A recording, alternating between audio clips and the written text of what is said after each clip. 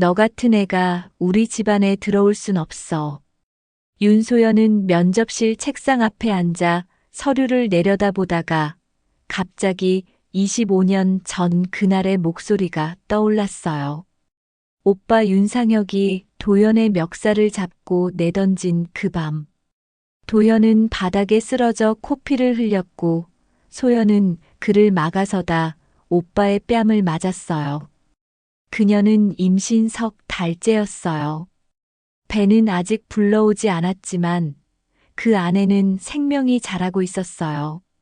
하지만 그날 밤 이후 그녀는 도연을 다시 볼 수 없었어요. 비서의 목소리가 소연을 현실로 돌아오게 했어요. 그녀는 고개를 들었어요. 면접실 문 앞에 한 청년이 서 있었어요. 검은색 정장을 입은 28살의 남자. 단정한 인상에 고든 자세. 소연은 그의 얼굴을 보는 순간 심장이 멎는 것 같았어요. 그 눈빛, 그 미간의 주름, 그 입가의 선. 모두 도연을 닮았어요. 아니, 어쩌면 젊은 시절 자신을 닮았는지도 몰랐어요. 소연은 청년을 들어오게 했어요. 그녀의 목소리는 떨렸지만 최대한 침착함을 유지했어요. 청년이 의자에 앉았어요. 그는 이력서를 내밀었어요. 소연은 서류를 받아들었어요. 이름은 장민재, 나이는 28, 학력은 부산대학교 물류경영학과, 경력은 중소유통업체 3년. 그리고 가족란에 적힌 이름을 보는 순간 소연의 손이 떨렸어요. 부친 장도현. 종이가 바스락거렸어요. 소연은 목소리를 가다듬으며 지원 동기를 물었어요. 민재는 잠시 생각하더니 또박또박 대답했어요. 그는 물류 현장에서 일해왔고 배운 것을 더 큰 곳에서 실현하고 싶다고 말했어요. 해광식품은 국내 최대 식품 유통기업이고 이곳에서 자신의 능력을 증명하고 싶다고 했어요. 소연은 그의 눈을 바라봤어요. 진지했어요. 거짓이 없었어요. 그는 자신이 누구의 아들인지 그리고 면접관이 누구인지 전혀 모르고 있었어요. 소연은 다음 질문을 던졌어요. 가족 관계에 대해 말해달라고요. 민재는 잠시 망설였어요. 그의 표정이 굳었어요. 그는 부친과 단둘이 살고 있고 어머니는 자신이 어릴 때 돌아가셨다고 들었다고 말했어요. 소연의 가슴이 철렁 내려앉았어요. 돌아가셨다고? 그녀는 살아 있었어요. 바로 여기, 이 자리에. 하지만 그녀는 아무 말도 할 수 없었어요. 소연은 다시 물었어요. 아버지는 무슨 일을 하시는지. 민재는 고개를 숙였어요.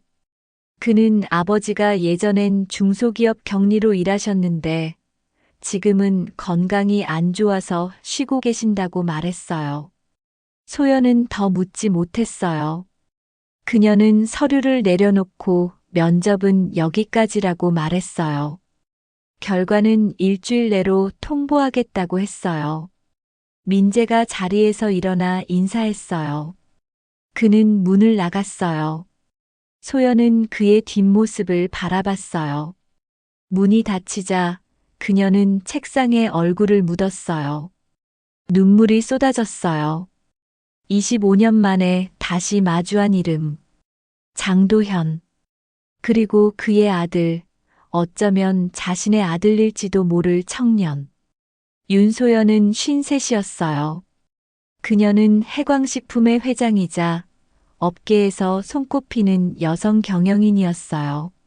하지만 그 자리에 오르기까지의 길은 순탄하지 않았어요. 28살 그녀는 집안의 강요로 재벌가 3남과 결혼했어요. 남편은 무능했고 시댁은 냉정했어요. 그녀는 10년을 참았어요. 아이는 없었어요. 아니, 낳을 수 없었어요. 25년 전 그날 이후 그녀는 다시는 아이를 가질 수 없는 몸이 되었기 때문이에요. 이혼 후 그녀는 친정 기업에 들어갔어요.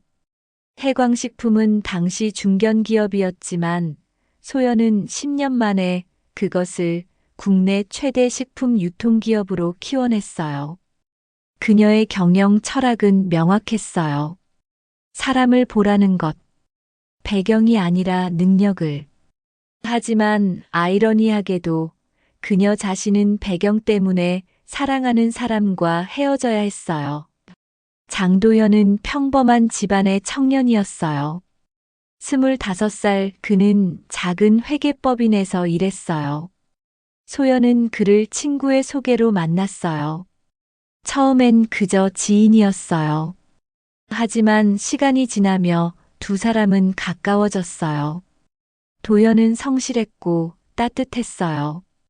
그는 소연에게 꽃을 건네며 당신은 특별하다고 말했어요. 집안이 아니라 당신 자체가 특별하다고. 소연은 그 말에 마음을 열었어요. 그들은 사랑에 빠졌어요. 하지만 소연의 가족은 그 관계를 용납하지 않았어요. 특히 오빠 윤상혁은 격렬히 반대했어요. 그는 소연에게 정신이 있냐고 저런 사람과 결혼하면 집안 망신이라고 소리쳤어요. 소연은 맞섰어요. 자신은 그 사람을 사랑한다고. 상혁은 비웃었어요. 사랑이 밥을 먹여주냐고 정신 차리라고. 그러던 어느 날 소연은 임신 사실을 알았어요. 그녀는 도연에게 말했고 도연은 그녀의 손을 잡으며 같이 키우자고 자신이 책임지겠다고 말했어요. 하지만 그날 밤 상혁이 도연을 찾아갔어요. 그는 도연의 멱살을 잡고 사무실 밖으로 끌고 나갔어요. 너 같은 놈이 여동생 인생을 망칠 순 없다고 말했어요. 도연은 저항했어요. 자신은 소연을 사랑하고 아이도 자신의 아이라고. 상혁은 주먹으로 그의 얼굴을 쳤어요. 도연은 바닥에 쓰러졌어요. 코피가 흘렀어요. 상혁은 사랑이라는 말에 웃기지 말라고, 너에게 뭐가 있냐고, 돈도 없고, 집안도 없는 주제에 감히 누구와 사랑을 한다고 했어요. 그는 수표 한 장을 도연의 얼굴에 던졌어요. 이걸 받고 꺼지라고 다시는 내 동생 앞에 나타나지 말라고 했어요. 소연은 그 소식을 듣고 달려갔어요. 하지만 도연은 이미 사라진 뒤였어요. 그녀는 오빠를 찾아가 따졌어요. 오빠가 무슨 짓을 한 거냐고. 상혁은 차갑게 대답했어요. 소연을 위한 일이라고. 저런 놈과 살면 불행해질 거라고. 소연은 울며 소리쳤어요. 자신의 행복은 자신이 정한다고. 오빠가 왜 간섭하냐고. 상혁은 그녀의 뺨을 때렸어요. 찰싹. 소리가 울렸어요. 그는 정신 차리라고. 넌 윤가의 딸이고 함부로 살 수 없다고 말했어요. 그날 밤 소연은 집에 감금됐어요. 그녀는 도연을 찾으려 했지만 가족들이 막았어요. 석 달 후 소연은 병원에 실려갔어요. 진통이 시작됐어요. 하지만 출산은 순조롭지 않았어요. 조산이었고 아기는 미숙아였어요. 소연은 의식을 잃었어요. 깨어났을 땐 이미 이틀이 지난 뒤였어요. 그녀는 간호사에게 자신의 아기가 어디 있냐고 물었어요. 간호사는 고개를 숙이며 가족들이 데려갔다고 말했어요. 소연은 비명을 질렀어요. 어디로 갔냐고, 내 아기가 어디 있냐고. 하지만 아무도 대답하지 않았어요. 나중에 그녀는 알게 됐어요. 아기는 해외로 입양 보내졌다고. 그녀는 무너졌어요. 그 후로 소연은 도연을 찾지 못했어요. 그는 연락을 끊었고 흔적도 남기지 않았어요. 소연은 스스로를 자책했어요. 자신이 더 강했어야 했다고, 자신이 지켜야 했다고. 하지만 이미 늦었어요. 그녀는 그 상처를 안고 살아왔어요. 결혼도, 이혼도, 사업도 모두 그 상처 위에 세운 것이었어요. 그녀는 매일 밤 꿈을 꿨어요. 아기의 울음소리가 들리는 꿈. 하지만 깨어나면 아무것도 없었어요. 빈 침대와 어둠뿐이었어요. 소연은 사업에 매진했어요. 그것만이 그녀가 살아갈 수 있는 방법이었어요. 그녀는 해광식품을 키웠고 업계 최고의 자리에 올랐어요. 사람들은 그녀를 철의 여인이라고 불렀어요. 냉철하고 단호하고 감정을 드러내지 않는 경영인. 하지만 아무도 몰랐어요. 그녀의 마음속엔 여전히 25년 전 그날의 상처가 생생하게 남아있다는 것을. 그녀는 밤마다 도연의 이름을 속삭였어요. 그리고 아기의 얼굴을 그려봤어요. 하지만 그 얼굴은 늘 흐릿했어요. 단 한 번도 본 적 없는 얼굴이었기 때문이에요. 그리고 이제 25년 만에 그 이름을 다시 만났어요. 장도현. 그리고 장민재. 소연은 결심했어요. 이번엔 놓치지 않겠다고. 진실을 알아야 한다고. 민재가 정말 자신의 아들인지, 도연은 지금 어디서 무엇을 하는지. 그녀는 비서를 불렀어요. 장민재를 합격 처리하라고, 그리고 그의 개인 신상에 대해 조사해달라고, 조용히 해달라고 말했어요. 비서는 고개를 끄덕였어요. 소연은 창밖을 바라봤어요. 서울의 빌딩 숲이 저녁 노을에 물들고 있었어요. 그녀의 가슴은 25년 만에 다시 뛰기 시작했어요. 두려움과 기대가 뒤섞였어요. 만약 민재가 정말 자신의 아들이라면, 만약 도연을 다시 만날 수 있다면, 하지만 동시에 불안도 밀려왔어요. 만약 그들이 자신을 용서하지 않는다면, 만약 이미 너무 늦어버렸다면, 소연은 눈을 감았어요. 그녀는 기도했어요. 제발 이번만은 기회를 달라고. 자신이 잃어버린 것들을 되찾을 수 있게 해달라고. 장민재는 해광식품 물류기획팀에 배치되었어요. 입사 첫날, 그는 회사 건물 로비에 서서 천장을 올려다봤어요. 높은 천장, 대리석 바닥, 그리고 벽면을 가득 채운 회사의 역사. 그는 이곳에서 자신의 능력을 증명하고 싶었어요. 아버지에게 자랑스러운 아들이 되고 싶었어요. 민재는 주먹을 쥐었어요.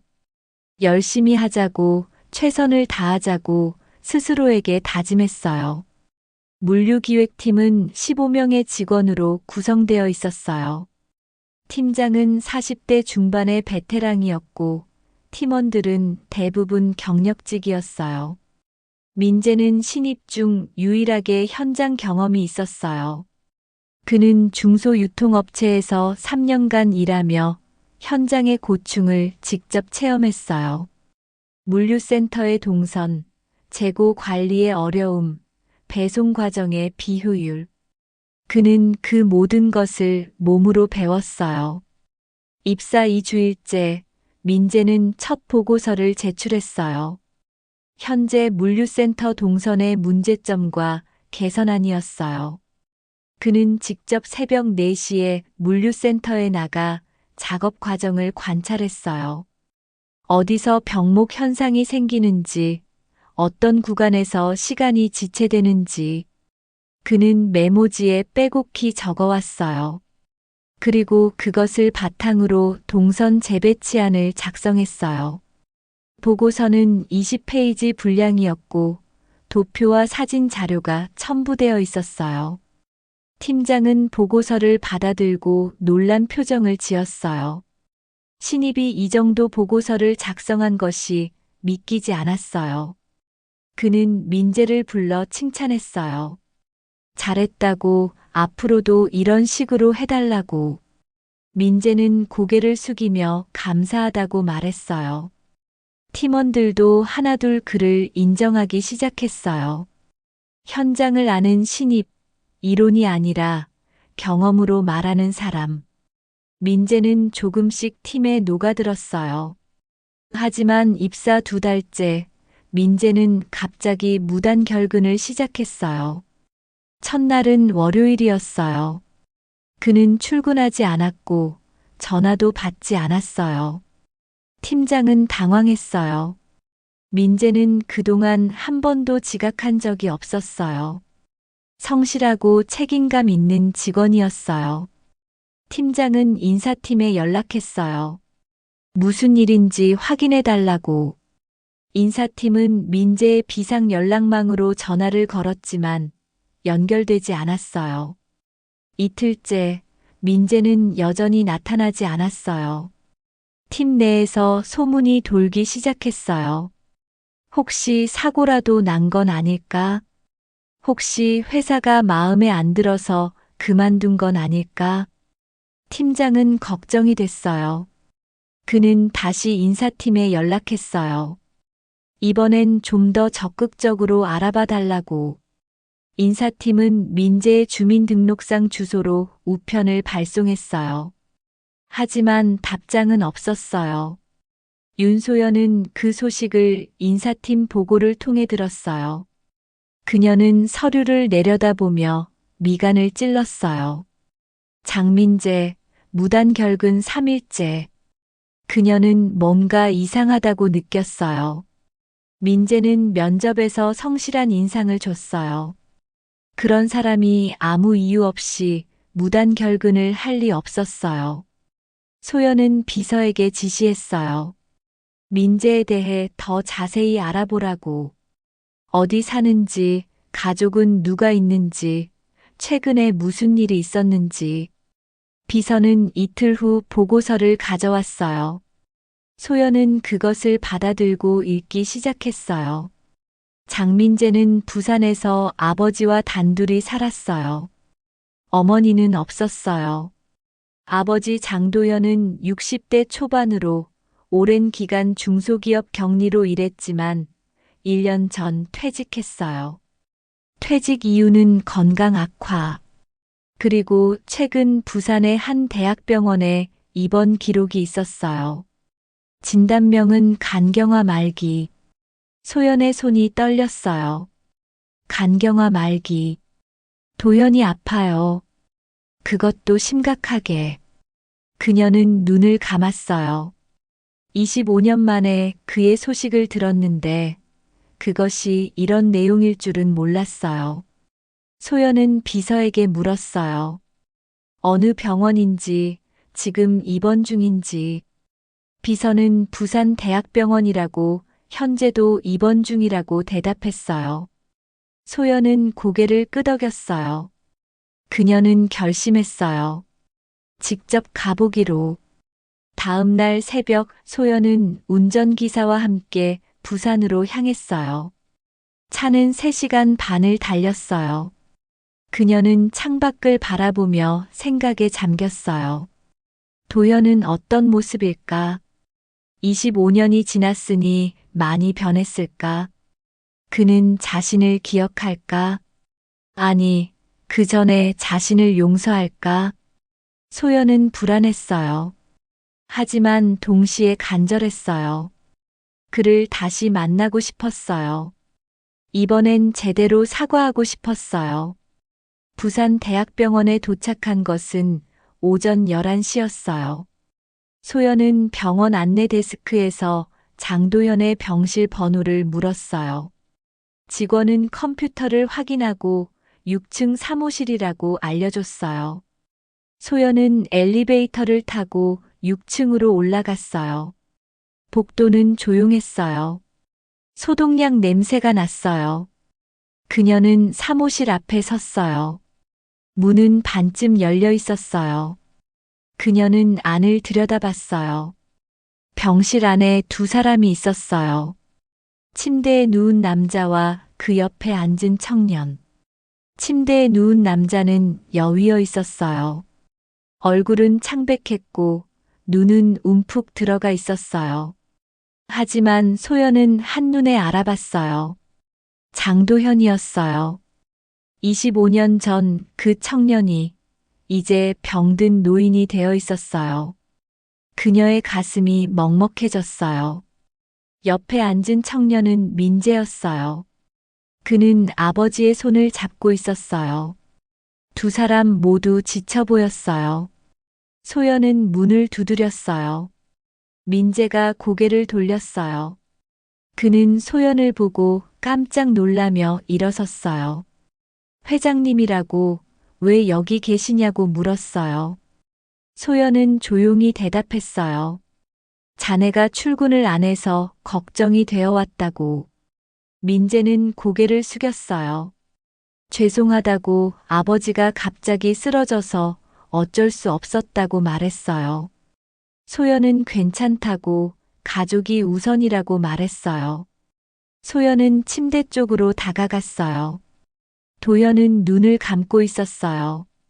잠든 것 같았어요. 소연은 그의 얼굴을 가만히 바라봤어요. 주름이 깊게 패여 있었어요. 머리카락은 희끗희끗했어요. 손은 앙상했어요. 25년의 세월이 그를 이렇게 변화시켰어요. 소연은 눈물이 날 것 같았어요. 하지만 참았어요. 민재 앞에서 감정을 드러낼 수 없었어요. 소연은 민재에게 물었어요. 의사 선생님은 뭐라고 하시던가? 민재는 힘없이 대답했어요. 간경화 말기라고, 이식이 아니면 방법이 없다고 했다고. 소연은 다시 물었어요. 이식 준비는 하고 있나? 민재는 고개를 저었어요. 조직 적합도가 맞지 않는다고 자신이 공여를 자원했지만 검사 결과 안 맞는다고 나왔다고. 그의 목소리는 떨렸어요. 자신은 아들인데 아버지를 살릴 수 없다는 게 너무 괴롭다고. 소연은 민재의 어깨에 손을 얹었어요. 포기하지 말라고 방법은 있을 거라고 말했어요. 민재는 고개를 들었어요. 눈에 눈물이 맺혀 있었어요. 그는 물었어요. 정말 방법이 있을까요? 소연은 고개를 끄덕였어요. 그녀는 결심했어요. 자신이 검사를 받아보겠다고. 어쩌면 자신이 맞을지도 모른다고. 민재는 놀란 표정을 지었어요. 회장님이 왜 그렇게까지 하시냐고 물었어요. 소연은 대답하지 않았어요. 그녀는 그저 미소를 지었어요. 설명할 수 없는 이유가 있다고만 말했어요. 소연은 병원 의료진을 찾아갔어요. 그녀는 조직 적합도 검사를 받고 싶다고 말했어요. 의사는 놀라며 물었어요. 환자와 어떤 관계냐고. 소연은 잠시 망설이다 대답했어요. 오래된 지인이라고. 의사는 고개를 끄덕이며 검사 일정을 잡았어요. 이틀 후 결과가 나올 거라고 했어요. 소연은 감사하다고 말하고 병실로 돌아왔어요. 민재에게 이틀 후 다시 오겠다고 말하고 병원을 나섰어요. 그녀는 차에 올라타 눈을 감았어요. 제발, 제발 자신이 맞기를. 그녀는 간절히 기도했어요. 이틀 후 소연은 다시 부산대학병원을 찾았어요. 그녀의 가슴은 두근거렸어요. 검사 결과를 듣는 순간이 다가오고 있었어요. 운전기사는 병원 주차장에 차를 세웠고 소연은 천천히 차에서 내렸어요. 하늘은 흐렸어요. 비가 올 것 같은 날씨였어요. 그녀는 병원 입구로 걸어갔어요. 자동문이 열리고 익숙한 소독약 냄새가 코를 찔렀어요. 소연은 먼저 의사 진료실로 향했어요. 담당 의사는 40대 후반의 간 전문의였어요. 그는 소연을 보자 자리에서 일어나 인사했어요. 소연은 긴장한 목소리로 물었어요. 검사 결과가 어떻게 나왔냐고. 의사는 서류를 펼치며 침착하게 말했어요. 조직 적합도가 70%라고. 이식이 가능한 수준이라고. 소연은 안도의 한숨을 쉬었어요. 감사하다고. 언제 수술이 가능하냐고 물었어요. 의사는 고개를 끄덕이며 추가 검사가 필요하다고 말했어요. 전반적인 건강 상태 확인과 정밀 조직 검사. 모든 검사가 끝나면 한 달 안에 수술이 가능할 거라고 했어요. 소연은 알겠다고 대답했어요. 그리고 한 가지 더 물었어요. 환자의 아들 장민재와도 적합도 검사를 했을 텐데 그 결과는 어땠냐고. 의사는 잠시 망설이더니 말했어요. 장민재 씨와 환자의 조직 적합도는 30%였다고. 생물학적 부자 관계치고는 낮은 수치라고. 보통 부모와 자식 간에는 최소 50% 이상의 적합도가 나온다고. 소연의 심장이 쿵 내려앉았어요. 30%. 그 말은 민재가 도연의 친아들이 아닐 가능성이 크다는 의미였어요. 소연은 떨리는 목소리로 물었어요. 그럼 제 경우는 어떤가요? 저와 환자의 적합도가 70%면 그건 어떤 관계를 의미하나요? 의사는 신중하게 대답했어요. 70%는 상당히 높은 수치라고. 형제자매 정도의 적합도라고. 하지만 더 정밀한 검사를 해봐야 정확한 관계를 알 수 있다고 했어요. 소연은 더 물었어요. 장민재 씨와 저 두 사람의 조직도 비교할 수 있냐고. 의사는 고개를 끄덕였어요. 가능하다고. 하지만 개인정보 보호 때문에 본인들의 동의가 필요하다고 했어요. 소연은 알겠다고 말했어요. 그녀는 진료실을 나와 복도에 섰어요. 다리가 휘청거렸어요. 벽에 기대어 심호흡을 했어요. 머릿속이 복잡했어요.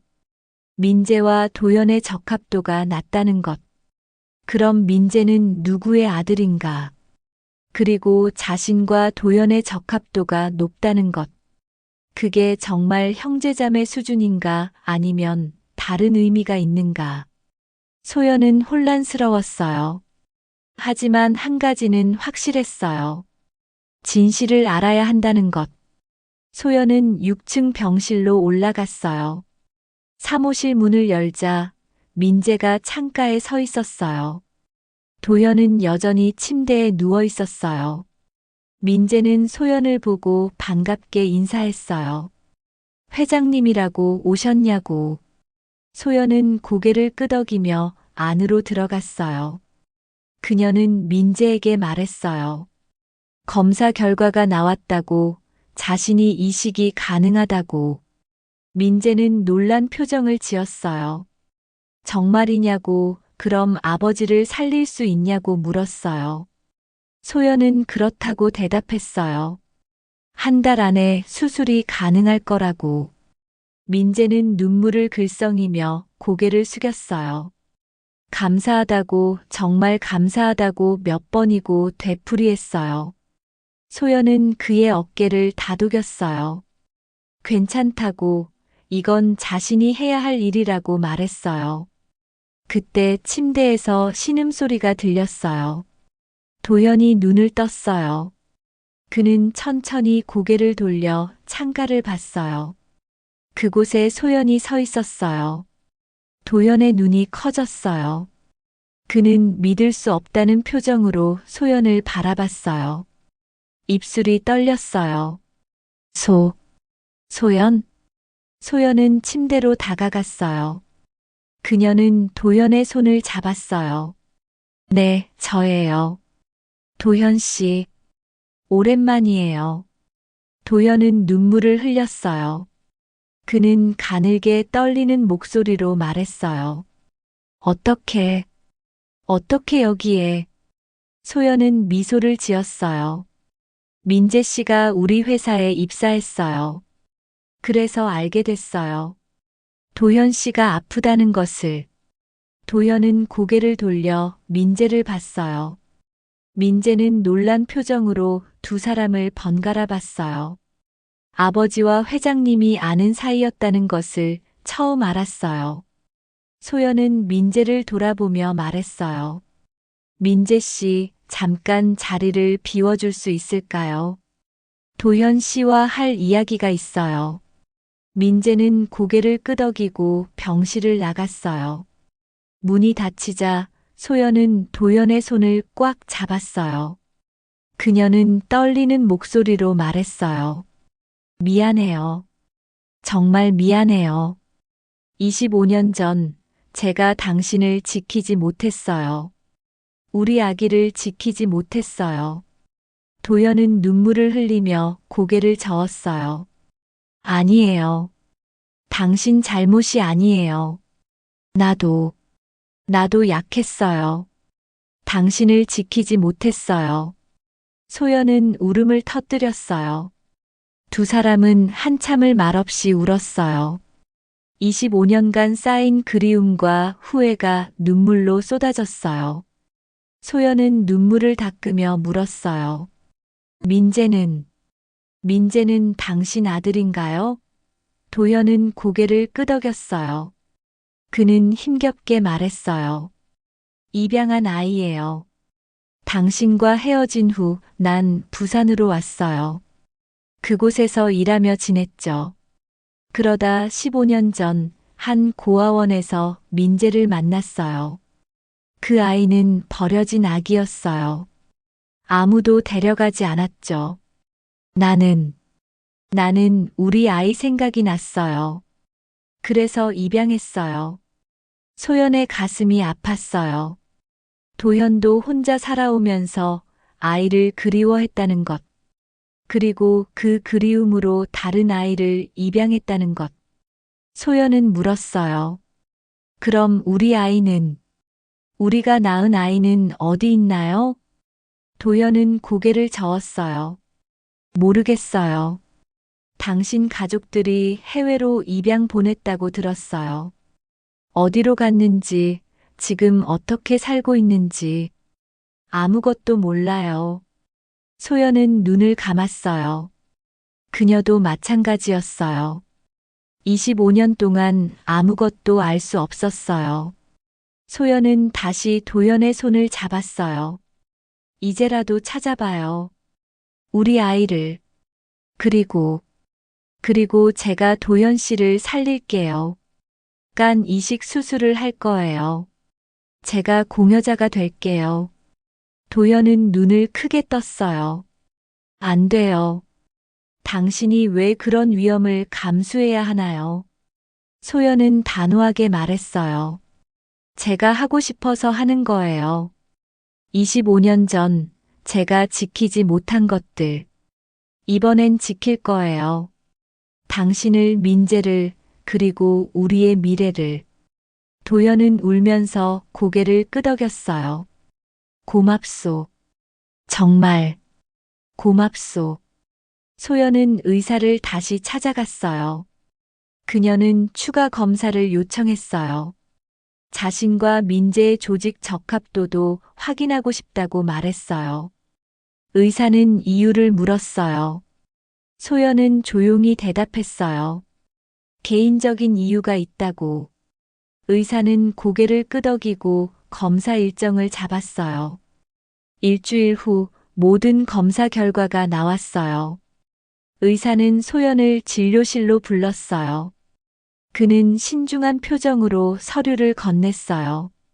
소연은 그것을 받아들고 읽기 시작했어요.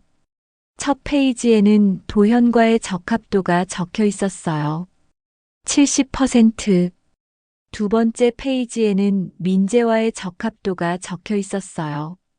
92%. 소연의 손이 떨렸어요. 92%. 의사가 설명했어요. 이 정도 적합도는 직계 가족, 특히 부모와 자식 관계에서 나타나는 수치라고. 소연은 서류를 내려놓았어요. 눈물이 흘렀어요. 민재가 자신의 아들이라는 것. 25년 전 잃어버렸던 그 아기가 지금 눈앞에 있다는 것. 소연은 의사에게 물었어요. 확실한가요? 의사는 고개를 끄덕였어요. DNA 검사까지 했다고. 99% 확률로 모자 관계라고. 소연은 무너졌어요. 그녀는 책상에 얼굴을 묻고 소리내어 울었어요. 의사는 조용히 자리를 비켜줬어요. 한참 후 소연은 눈물을 닦고 일어섰어요. 그녀는 병실로 돌아갔어요. 민재와 도연이 함께 있었어요. 소연은 두 사람을 바라봤어요. 그리고 천천히 입을 열었어요. 민재 씨, 할 이야기가 있어요. 민재는 고개를 들었어요. 무슨 이야기냐고 물었어요. 소연은 한 걸음 앞으로 나갔어요. 그녀는 떨리는 목소리로 말했어요. 당신은 제 아들이에요. 민재는 얼어붙었어요. 뭐라고요? 소연은 눈물을 흘리며 말을 이었어요. 25년 전 저는 당신을 낳았어요. 하지만 제 가족들이 당신을 빼앗아 갔어요. 저는 당신을 찾지 못했어요. 미안해요. 정말 미안해요. 민재는 믿을 수 없다는 표정으로 도연을 봤어요. 도연은 눈물을 흘리며 고개를 끄덕였어요. 사실이야. 민재야, 소연이 내 친어머니야. 민재는 주저앉았어요. 그의 눈에서 눈물이 쏟아졌어요. 소연은 그에게 다가가 안아줬어요. 미안해요. 미안해요. 엄마가 미안해요. 민재는 소연의 품에서 울었어요. 25년간 그리워했던 단 한 번도 본 적 없던 어머니의 품에서. 진실이 밝혀진 후 소연은 즉시 수술 준비에 들어갔어요. 그녀는 병원 측에 최고의 의료진을 요청했고 모든 비용은 자신이 부담하겠다고 말했어요. 의사들은 회의를 열었고 수술 일정을 2주 후로 잡았어요. 그 사이 소연은 정밀 검사를 더 받아야 했어요. 간 기능 검사, 혈액 검사, 심장 검사. 모든 검사를 통과해야만 수술이 가능했어요. 민재는 혼란스러웠어요. 하루아침에 모든 것이 바뀌었어요. 자신이 입양하라는 것, 그리고 회장님이 친어머니라는 것. 그는 병실에서 도현과 마주 앉아 있었어요.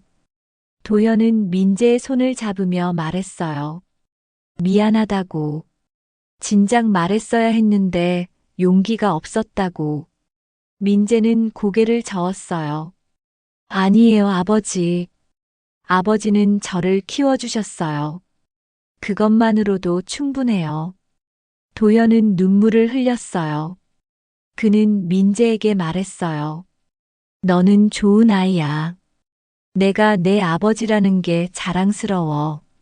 민재도 울었어요. 저도요, 아버지. 저도 아버지가 자랑스러워요. 두 사람은 포옹했어요. 피는 섞이지 않았지만 15년을 함께 산 부자였어요.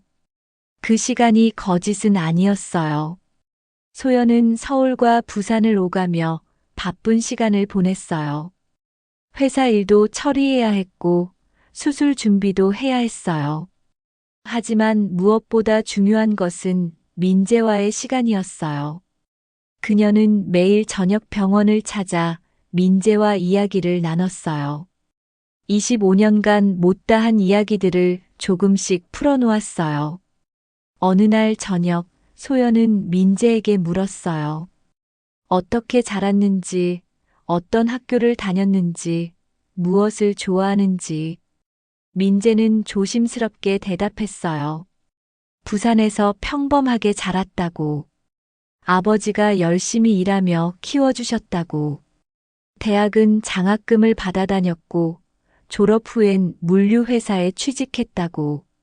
소연은 그 이야기를 들으며 가슴이 아팠어요. 자신이 함께 했어야 할 시간들이었어요. 민재도 소연에게 물었어요. 25년 동안 어떻게 지냈는지. 소연은 솔직하게 말했어요. 너를 빼앗긴 후 강제로 결혼했다고.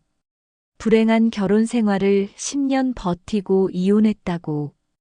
그 후 회사를 키우며 살아왔다고. 하지만 단 하루도 너를 잊은 적이 없다고. 매일 밤 꿈에서 내 울음소리를 들었다고. 민재는 눈물을 글썽이며 소연의 손을 잡았어요. 이젠 찾으셨잖아요. 우린 다시 만났어요. 수술 일주일 전 소연은 중요한 결심을 했어요. 그녀는 오빠 윤상혁을 불렀어요. 25년 만에 대면이었어요. 상혁은 부산의 한 호텔 로비로 왔어요. 그는 예순을 바라보는 나이가 되었지만 여전히 권위적인 인상이었어요. 그는 소연을 보자 무표정하게 말했어요. 무슨 일로 나를 불렀느냐고. 소연은 차갑게 대답했어요. 내 아들을 찾았다고. 상혁의 얼굴이 굳었어요. 뭐라고? 소연은 계속 말했어요. 25년 전 오빠가 해외로 입양 보냈다던 그 아이. 사실은 국내에 있었어요. 장도현이 입양했어요. 그리고 지금 내 앞에 있어요. 상혁은 당황한 표정을 지었어요.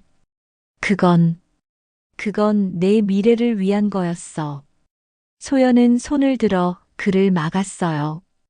변명하지 마세요. 오빠는 내 인생을 망쳤어요. 내 사랑을 빼앗았고 내 아이를 빼앗았어요. 상혁은 입을 다물었어요. 소연은 이어서 말했어요. 하지만 이제 끝이에요. 나는 내 아들을 찾았고 그를 지킬 거예요. 오빠는 다시는 우리 가족에게 간섭하지 마세요. 상혁은 고개를 숙였어요. 그는 작은 목소리로 말했어요. 미안하다고. 나는 잘못 생각했어. 소연은 차갑게 대답했어요. 미안하다는 말로는 부족해요. 하지만 내 아들을 위해서 나는 더 이상 오빠를 미워하지 않을게요. 다만 용서는 못해요. 상혁은 고개를 끄덕였어요. 그는 자리에서 일어나 병원 쪽을 바라봤어요. 조카를 한 번 봐도 되겠냐고 물었어요. 소연은 잠시 생각하다 대답했어요. 민재가 원한다면요. 하지만 강요는 하지 않을 거예요. 상혁은 알겠다고 말하고 호텔을 떠났어요. 소연은 그의 뒷모습을 바라봤어요. 그녀는 더 이상 분노를 느끼지 않았어요. 다만 공허함만 남았어요. 25년이라는 시간은 모든 감정을 무디게 만들었어요. 수술 전날 밤 소연은 민재와 도현과 함께 병실에 있었어요. 세 사람은 둘러앉아 이야기를 나눴어요. 소연은 두 사람에게 말했어요. 수술이 끝나면 우리 다 같이 살아요. 서울에 큰 집이 있어요. 거기서 가족처럼 지내요. 민재는 놀란 표정을 지었어요. 하지만 회사는 어떻게 하나요? 사람들이 뭐라고 할지. 소연은 미소를 지었어요. 상관없어요. 나는 당당하게 말할 거예요. 민재가 내 아들이고 도현이 내 가족이라고. 도현은 걱정스러운 표정을 지었어요. 하지만 그게 회사에 피해가 가지 않을까요? 소연은 고개를 저었어요. 진실을 숨기는 게 더 피해예요. 나는 더 이상 숨지 않을 거예요. 민재는 소연의 손을 잡았어요. 감사해요, 어머니. 소연은 그 호칭에 눈물이 났어요. 어머니, 25년 만에 듣는 그 단어. 그녀는 민재를 끌어안았어요. 고마워. 다시 돌아와줘서. 수술 당일 소연과 도연은 각각 수술실로 들어갔어요. 민재는 복도에서 기다렸어요. 수술은 8시간 동안 계속됐어요. 민재는 한 걸음도 자리를 뜨지 않았어요. 그는 벽에 기대 서서 계속 기도했어요. 제발 두 분 모두 무사하게 해달라고. 오후 5시 수술실 문이 열렸어요. 집도의가 나왔어요. 민재는 달려가 물었어요. 어떻게 됐냐고. 의사는 미소를 지었어요. 성공했다고. 두 분 모두 안정적이라고. 민재는 주저앉아 울었어요. 감사합니다. 정말 감사합니다. 소연과 도연은 각각 회복실로 옮겨졌어요. 민재는 먼저 소연을 찾아갔어요. 그녀는 침대에 누워 있었어요. 아직 마취에서 완전히 깨어나지 않았지만 숨은 고르게 쉬고 있었어요. 민재는 그녀의 손을 잡았어요. 어머니, 고마워요. 정말 고마워요. 다음 날 소연이 깨어났어요. 그녀는 눈을 뜨자마자 물었어요. 도연은 어떻게 됐냐고. 간호사가 대답했어요. 환자분도 안정적이라고. 수술은 성공적이었다고. 소연은 안도의 한숨을 쉬었어요. 다행이라고, 정말 다행이라고 중얼거렸어요. 일주일 후 소연과 도연 모두 회복 중이었어요. 두 사람은 같은 병동에 있었고, 민재는 두 병실을 오가며 간병했어요. 어느 날 오후 소연은 휠체어를 타고 도연의 병실로 갔어요. 도연은 침대에 앉아 창밖을 보고 있었어요. 소연이 들어오자 그는 미소를 지었어요. 왔구나. 소연은 그의 옆에 휠체어를 세웠어요. 두 사람은 나란히 창밖을 바라봤어요. 부산 바다가 보였어요. 햇살이 물결에 반짝였어요. 소연은 조용히 말했어요. 우리 이제 다시 시작해요. 가족으로. 도연은 고개를 끄덕였어요. 그래요. 이번엔 놓치지 말아요. 민재가 병실로 들어왔어요. 그는 두 사람을 보며 미소 지었어요. 뭐 하세요? 소연과 도연이 동시에 대답했어요. 우리 미래를 이야기하고 있어. 민재는 웃으며 두 사람 사이에 앉았어요. 세 사람은 손을 맞잡았어요. 25년간 끊어졌던 고리가 이제 다시 이어졌어요. 혈연으로, 사랑으로, 그리고 용서로. 병실 창밖으로 석양이 졌어요. 붉은 빛이 세 사람을 비췄어요. 그들은 서로를 바라보며 웃었어요. 이제 시작이었어요. 진짜 가족으로 살아갈 시간이. 아픔을 딛고 과거를 용서하고 미래를 함께 만들어갈 시간이.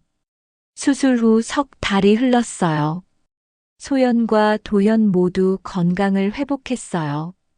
소연은 서울로 돌아왔고 도연과 민재도 함께 서울로 올라왔어요. 소연이 준비한 집은 한남동의 넓은 주택이었어요. 정원이 있고 방이 5개나 되는 큰 집이었어요. 세 사람은 그곳에서 새로운 삶을 시작했어요. 하지만 소연에게는 아직 해야 할 일이 남아 있었어요. 회사의 진실을 밝히는 것. 그녀는 오랫동안 고민했어요. 재벌 회장이 숨겨둔 아들을 공개한다는 것. 그것은 회사에 큰 파장을 일으킬 수 있었어요. 주가가 흔들릴 수도 있고 임원들이 반발할 수도 있었어요. 하지만 소연은 결심했어요.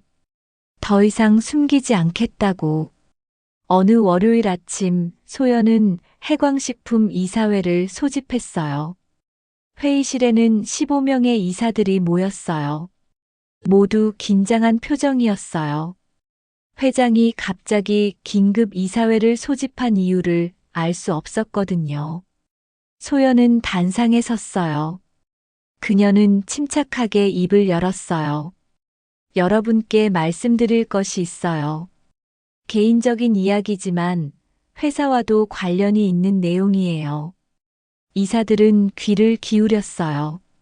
소연은 계속 말했어요. 저는 25년 전 아이를 낳았어요. 하지만 가족의 반대로 그 아이와 헤어져야 했어요. 저는 오랫동안 그 아이를 찾지 못했어요. 회의실이 술렁였어요. 이사들은 놀란 표정을 지었어요. 소연은 목소리를 높이지 않고 차분하게 이어갔어요. 하지만 최근 저는 제 아들을 찾았어요. 그는 우리 회사의 신입사원이었어요. 물류기획팀의 장민재예요. 한 이사가 손을 들었어요. 회장님, 그게 사실입니까? DNA 검사는 했습니까? 소연은 고개를 끄덕였어요. 네, 확인했어요. 99% 확률로 모자 관계예요. 또 다른 이사가 물었어요. 그럼 장민재의 아버지는 누구입니까? 소연은 잠시 망설이다 대답했어요. 장도현이라는 분이에요. 저와 사랑했던 사람이에요. 회의실이 조용해졌어요. 이사들은 서로를 바라봤어요. 한 이사가 조심스럽게 물었어요. 회장님, 이 사실을 왜 공개하시려는 겁니까? 숨길 수도 있었을 텐데요. 소연은 단호하게 대답했어요. 더 이상 숨기고 싶지 않아서예요. 저는 제 아들이 자랑스러워요. 그리고 그를 당당하게 세상에 소개하고 싶어요. 한 이사가 반대 의견을 냈어요. 하지만 회장님, 이건 회사 이미지에 영향을 줄 수 있어요. 주가가 흔들릴 수도 있고요. 소연은 그를 똑바로 바라봤어요. 알고 있어요. 하지만 진실을 숨기는 것보다는 낫다고 생각해요. 그리고 저는 제 아들에게 떳떳한 어머니가 되고 싶어요. 오랜 시간 함께 일한 한 이사가 일어났어요. 그는 60대 초반의 베테랑 경영인이었어요. 회장님, 저는 회장님의 결정을 지지합니다. 회장님은 이 회사를 10년 만에 국내 최고로 만드셨어요. 그 능력과 헌신은 의심할 여지가 없어요. 개인적인 일로 회장님을 평가하는 건 옳지 않다고 봅니다. 다른 이사들도 하나둘 고개를 끄덕였어요. 또 다른 이사가 말했어요. 저도 동의합니다. 요즘 시대는 달라졌어요. 숨기는 것보다 솔직한 게 더 좋은 평가를 받을 수 있어요. 소연은 안도의 한숨을 쉬었어요. 감사합니다. 여러분, 이사회는 만장일치로 소연의 결정을 지지했어요. 그들은 보도자료 작성과 언론 대응 방안을 논의했어요. 소연은 직접 기자회견을 열기로 했어요. 일주일 후 회사 본사에서 기자회견 전날 소연은 민재를 불렀어요. 두 사람은 집 거실에 앉아 있었어요. 소연은 민재에게 물었어요. 내일 기자회견에서 내가 모든 걸 밝힐 거야. 내가 내 아들이라는 것, 우리가 헤어졌다가 다시 만났다는 것. 괜찮겠어? 민재는 잠시 생각하다 대답했어요. 솔직히 두려워요. 사람들이 저를 어떻게 볼지. 하지만 어머니가 용기를 내신다면 저도 함께 할게요. 소연은 민재의 손을 잡았어요. 고마워. 우리 함께 이겨내자. 기자회견 당일 회사 본사 대회의실은 기자들로 가득 찼어요. 100여 명의 기자가 카메라와 마이크를 들고 서 있었어요. 소연은 단상에 올랐어요. 민재는 객석 앞줄에 앉아 있었어요. 도현도 그 옆에 있었어요. 소연은 준비한 원고를 펼쳤어요. 하지만 원고를 보지 않았어요. 그녀는 기자들을 똑바로 바라보며 말했어요. 오늘 제가 여러분께 개인적인 이야기를 하나 들려드리려고 합니다. 25년 전, 저는 28살이었어요. 한 남자를 사랑했고, 아이를 임신했어요. 하지만 가족의 반대로 그와 헤어져야 했고, 아이도 빼앗겼어요. 기자들은 숨죽이며 들었어요. 소연은 계속 말했어요. 저는 25년 동안 제 아이를 찾지 못했어요. 매일 밤 그 아이를 그리워했어요. 하지만 최근 기적처럼 제 아들을 찾았어요. 그는 우리 회사에 입사한 신입사원이었어요. 소연은 민재를 바라봤어요. 민재는 자리에서 일어났어요. 소연이 말했어요. 제 아들 장민재입니다. 기자들의 카메라 플래시가 터졌어요. 민재는 단상으로 올라갔어요. 소연은 그의 손을 잡았어요. 한 기자가 질문했어요. 회장님, 왜 이제야 이 사실을 공개하시는 겁니까? 소연은 대답했어요. 더 이상 숨기고 싶지 않아서예요. 제 아들이 자랑스럽고 당당하게 세상에 소개하고 싶었어요. 또 다른 기자가 물었어요. 회사 경영에 영향을 주지 않을까요? 소연은 고개를 저었어요. 개인적인 일과 회사 경영은 별개예요. 저는 앞으로도 최선을 다해 회사를 이끌겠어요. 기자회견이 끝난 후 여론은 예상외로 호의적이었어요. 많은 사람들이 소연의 솔직함에 감동했어요. 재벌 회장이 과거를 숨기지 않고 당당하게 밝혔다는 것. 그리고 잃어버린 아들을 찾은 감동적인 이야기. 언론은 이를 따뜻하게 보도했어요. 회사 주가는 오히려 올랐어요. 한 달 후 민재는 팀장으로 승진했어요. 일부에서는 특혜 아니냐는 말도 있었지만 민재의 능력을 아는 사람들은 당연한 결과라고 말했어요. 그는 입사 후 여러 개선안을 제시했고 실제로 물류 효율을 20%나 향상시켰어요. 실력으로 인정받은 승진이었어요. 도연은 서울에서 새로운 삶을 시작했어요. 건강도 회복되었고 소연의 집에서 편안하게 지냈어요. 가끔 정원을 가꾸거나 요리를 하며 시간을 보냈어요. 소연과 도연은 천천히 관계를 회복해 갔어요. 25년의 공백을 채우는 것은 쉽지 않았지만 두 사람은 노력했어요. 어느 토요일 오후 세 사람은 거실에 모여 앉아 있었어요.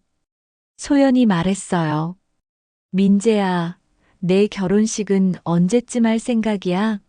민재는 당황한 표정을 지었어요. 아직 결혼 생각은 없는데요. 도연이 웃으며 말했어요. 그래도 이제 30인데 생각해봐야지. 소연도 웃었어요. 좋은 사람 있으면 소개해줘. 민재는 얼굴이 빨개졌어요. 알겠어요. 생각해 볼게요. 세 사람은 함께 웃었어요. 평범하지만 행복한 가족의 오후였어요. 몇 년 후 민재는 정말로 결혼했어요. 신부는 회사 마케팅팀의 동료였어요. 결혼식 날 민재는 버질로드를 걸으며 뒤를 돌아봤어요. 소연과 도연이 앉아 있었어요. 두 사람은 눈물을 글썽이며 웃고 있었어요. 민재도 웃었어요. 그는 신부에게 속삭였어요. 이제 진짜 가족이 되었어요. 피로 연장해서 소연은 축사를 했어요. 그녀는 민재를 바라보며 말했어요. 내 아들. 25년을 기다려 다시 만난 내 아들. 내가 이렇게 행복한 모습을 보니 너무 기뻐. 엄마는 항상 내 편이야. 사랑해. 민재는 울먹이며 대답했어요. 저도 사랑해요, 어머니. 하객들은 박수를 쳤어요. 감동적인 모자의 재회, 그리고 새로운 시작. 모두가 그들의 행복을 축복했어요. 그날 밤 소연은 집 발코니에 서 있었어요. 서울의 야경이 반짝였어요. 그녀는 눈을 감았어요. 25년의 시간이 주마등처럼 지나갔어요. 아픔도 있었고 후회도 있었어요. 하지만 이제는 달랐어요. 그녀에게는 아들이 있었고 가족이 있었어요. 그리고 다시 찾은 사랑이 있었어요. 도연이 뒤에서 다가왔어요. 그는 소연의 어깨에 손을 얹었어요. 생각 중이야? 소연은 고개를 끄덕였어요. 네. 우리가 여기까지 온 게 신기해요. 도연은 미소 지었어요. 그래. 우리 잘 견뎠어. 소연은 그의 손을 잡았어요. 고마워요. 함께 해줘서. 두 사람은 나란히 야경을 바라봤어요. 먼 곳에서 불꽃놀이가 터졌어요. 화려한 빛이 밤하늘을 수놓았어요. 새로운 시작을 축복하는 것처럼 소연과 도연은 서로를 바라보며 웃었어요. 이제 시작이었어요. 진짜 행복의 시작. 제 사연이 마음에 와닿으셨다면 제 이야기를 주변에 알려주시고 힘낼 수 있도록 댓글과 좋아요, 구독 부탁드립니다.